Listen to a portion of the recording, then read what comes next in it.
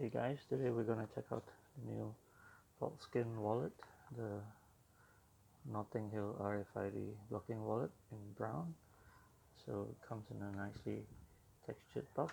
It's very well put together, and that's the cover for the wallet.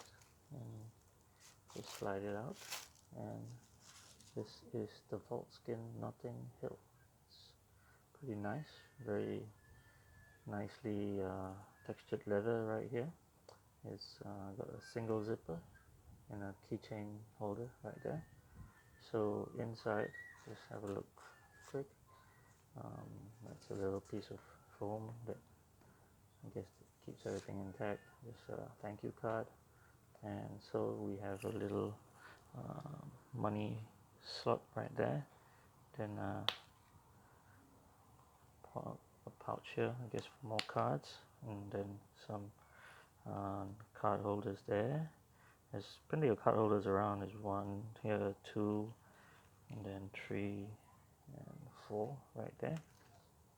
So just gonna test it out by, I guess, your most popular card goes right in the top here, and then you can stick in a couple of other cards in the zip pocket, and that should go up, and then you're getting your cards out. So that's pretty easy, like that.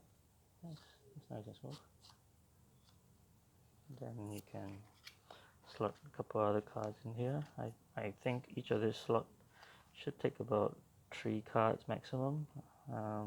It is meant to be a slim wallet, so you shouldn't put too many cards here. I think the front part here should only take 1, 2 the most, and here maybe 3 the most.